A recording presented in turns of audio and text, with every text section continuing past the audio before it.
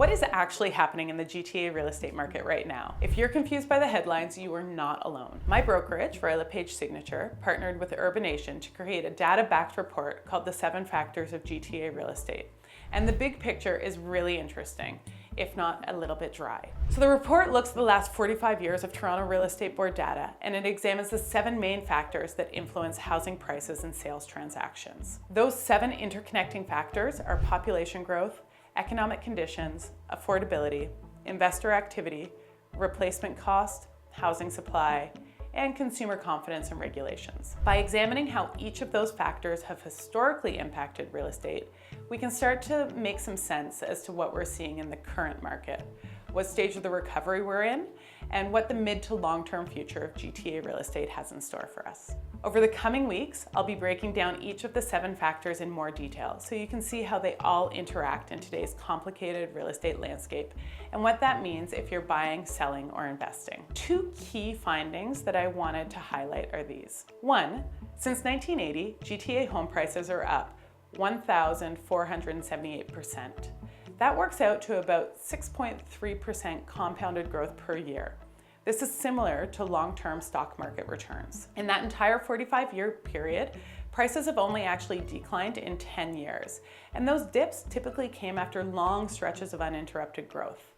So what we can take from that is that when prices really overshoot that long-term growth trend, they tend to undershoot it afterwards. So periods of volatility, like we're seeing right now, are often the market balancing itself out rather than the whole system breaking down. There's a few examples through history when we saw this, 1986 to 1989.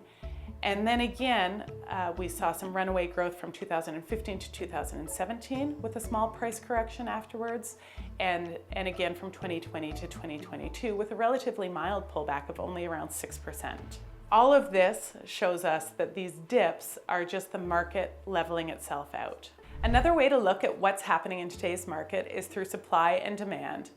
And we can do this through looking at the sales to new listing ratio. Over the last 25 years, GTA sales have typically sat between 70,000 and 100,000 per year, with new listings sitting around 120,000 to 180,000.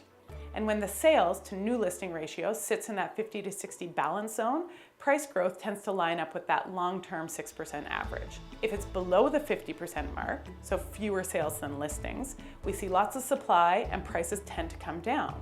It's more of a buyer's market. If the ratio is above 60%, it's a seller's market. And once we get towards 70% or more, that's when we tend to see the kind of excessive price growth that eventually needs to be corrected. These conclusions cannot be applied as hard and fast rules without looking at all of the 7 factors at play during the time of the market expansion or contraction. I started to make this video to cover the full report, but it was very dull. So instead, in the coming weeks, I'll roll them out so you can fully understand where today's market sits in that bigger 45-year story and what we can learn from past years. If you can't wait, or you just want to read the report cover to cover, just let me know and I'll send you a full copy. If you're in the West GTA, I can walk you through what this means for your specific neighborhood and property. Or if you're in another area of the GTA, I can put you in touch with someone great who can help you.